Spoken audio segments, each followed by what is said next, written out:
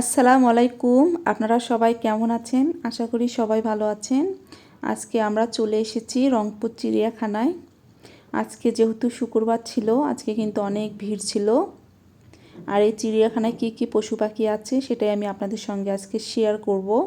তো প্রথমেই গেটে ঢুকেই তারপরে আপনারা পাবেন এই যে ময়না পাখির খাঁচা, এরপরে আছে টিয়া পাখি, কলা খাচ্ছে টিয়া পাখি। এরপর এখানে আছে কিছু পাখি, পাখিটার নামটা অবশ্য আমার এখন মনে নাই। আর এটা হচ্ছে বানরের খাঁচা, এখানে অনেকগুলো বানর আছে, তারা খাবার খাচ্ছে। এইবার ধর আমি 5বার রংপুর চিড়িয়াখানায় এসেছি, ভালোই লাগে, খারাপ না। আর এখানে পাখি রয়েছে, এটা মনে হয় ইমু পাখি।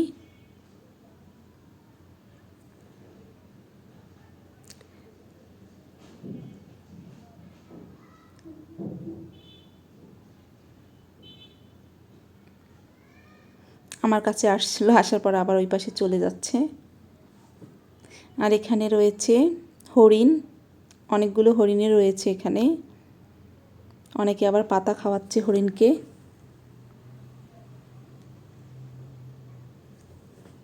বেশ ভালোই লাগতেছে। এখানে একটা পাখি রয়েছে, নামটা অবশ্য আমার মনে নাই। ও মনে হয় অসুস্থ, তাই শুয়ে রয়েছে।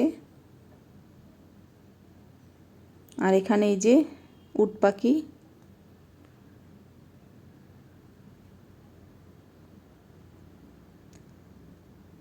অনেক বড় ছিল উট পাখিটা।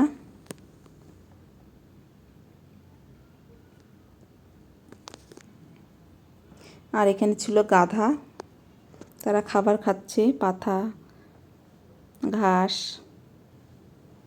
এই যে গাধাটা মনে হয় ছবি তোলার জন্য দাঁড়িয়ে গেছে, আমি ছবি তুলতেছি তাই সে দেখতেছে। আর এই পাশে রয়েছে রয়্যাল বেঙ্গল টাইগার, রোমিও আর জুলিয়েট। এটা প্রায় কয় মাস আগে আনা হয়েছে, মনে হয় চিড়িয়াখানা থেকে আনা হয়েছে। আর এত বেশি মানে প্রোডাক্ট দিয়ে ফেলছে যে দেখাই যাচ্ছে না বাইরে থেকে। আর একটু ফাঁকা হইলে বেশি ভালো লাগতো, খাঁচাটার যে ঘনত্ব সেটা বেশি ঘন হয়ে গেছে, তাই বাইরে থেকে ভালো মতো দেখাই যায় না। আর এদিকে রয়েছে সিংহ, তারা ঘুমাচ্ছে। আর তাদের গা থেকে একটা দুর্গন্ধ বের হচ্ছে, যেহেতু মাংস খায় তাই ওদের গা থেকে একটু গন্ধ বের হয়। তারা দুইজন খুব আরামে ঘুমাচ্ছে। খাঁচাগুলো ঘনত্ব কিন্তু খুবই ঘন হয়ে গেছে, তাই ভালো মতো বোঝাই যাচ্ছে না। আর এদিকে এই যে হনুমান, সে বসে বসে দেখতেছে আর খাচ্ছে কলা নিয়ে। আবার এই যে ওর মধ্যে লুকিয়ে পড়লো, ওখানে আরও রয়েছে মনে হয়। আর এখানে এই যে গোসল করার পর গা শুকাচ্ছে রোদের মধ্যে শকুন। এই যে গোসল করার পর গা ভালো করে শুকাচ্ছে তারা। এখানে অনেক গন্ধ ছিল। আর এদিকে অজগর সাপ, খাওয়ার পর সে বিশ্রাম নিচ্ছে, ঘুমিয়ে পড়তেছে। অনেক বড় ছিল সাপটা, একটা কি দুইটা ভালো করে বোঝা যাচ্ছিল না। আর এদিকে খরগোশ, অনেকগুলো খরগোশ রয়েছে। আগে এই খাঁচার মধ্যে কিন্তু হচ্ছে এক ছিল ময়ূর পাখি ছিল, এই পাশে এক পাশে রয়েছে ময়ূর পাখি, এই যে। আর এক পাশে নাই, ওখানে খরগোশ রেখেছে, কিন্তু আগে পুরোটাতেই ময়ূর পাখি ছিল। আর এই পাশে অনেকগুলো এই যে কি বলে ঈগল পাখি রয়েছে।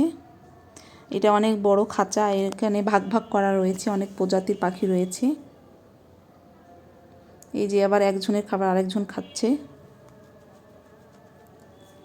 চুরি করে খাচ্ছে এই যে। আর এখানে রয়েছে ঘড়িয়াল বলে সেটা, দুইটা রয়েছে, মনে হয় তাদের মধ্যে ঝগড়া লেগেছে, তাই তারা দুইজন দুই পাশে রয়েছে। এই যে এই পাশে একজন, ওই পাশে একজন।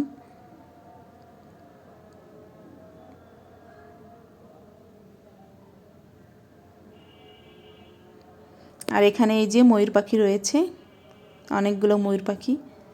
কিন্তু আমরা থাকাকালীন ফ্যাকম মেলেনি, ফ্যাকম মেললে কিন্তু বেশি ভালো লাগে, অনেক বড় খাঁচা ছিল। আর এখানে ছিল এই যে জলহস্তি গোসল করতেছে, আর এই পাশে অনেক বড় একটা ছিল, আর সঙ্গে ছিল তার বাচ্চা, আর এই গোসল করতেছে। আর উপরে ছিল 2টা, মোট হচ্ছে 3টা। আর এই পাশে হচ্ছে চিড়িয়াখানার মধ্যে কিন্তু একটা ছোট্ট শিশু পার্ক রয়েছে, তার মধ্যে আমরা ঢুকে গেছি। বেশ সুন্দরই ছিল পরিপাটি, ভালোই লাগতেছে। নৌকাতে ওঠার আমার খুব ইচ্ছা ছিল, কিন্তু আমার ছেলের কারণে আমি নৌকাতে উঠতে পারিনি।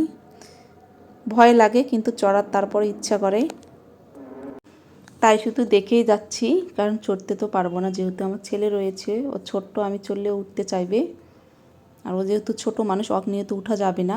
তাই ভাবতেছি এই ঘোড়ার মধ্যে উঠবো ওকে নিয়ে, এখানে অনেক ভালো লাগবে।